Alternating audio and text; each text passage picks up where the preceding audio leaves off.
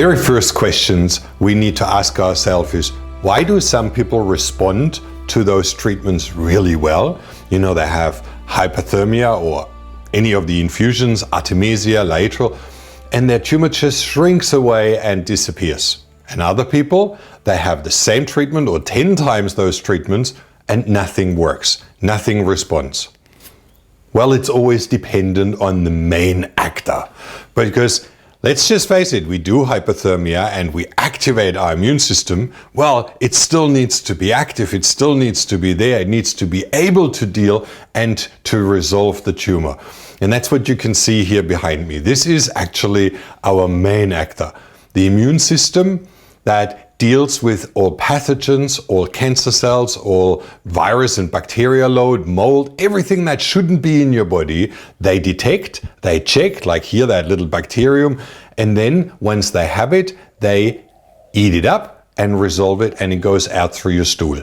So it's like a constant clean-up system, and there is millions of those little white cells that go through your body and clean up and check everything out.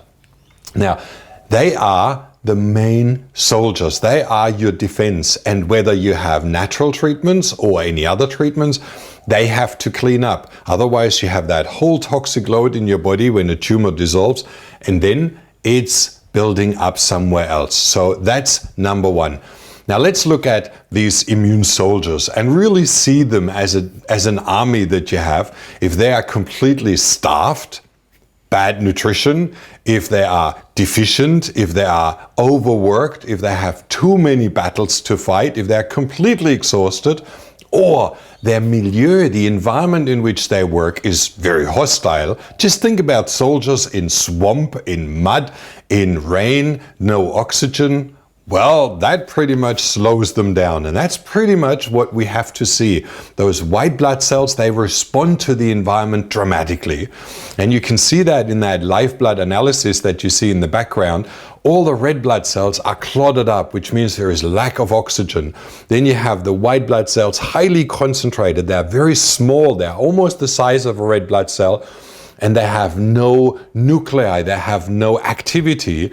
And compared to the one that you saw before moving, they sit still, they don't move. And it doesn't really matter what kind of guns you give to that soldier. They don't know what to do they don't know what to do with it.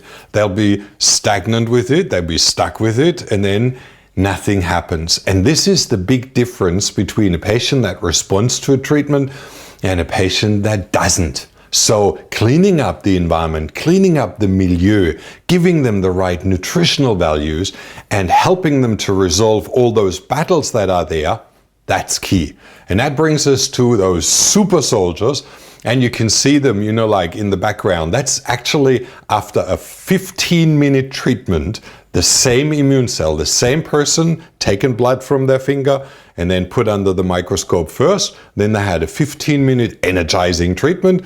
And then afterwards, you see the white blood cells triple the size as before. You see the individual nuclei, and they move through the blood exactly like you saw in the video before, chasing bacteria, chasing cancer cells. And that's what we need to achieve, to bring those soldiers to full speed and to full energy so that they can resolve all the things that are wrong in your body.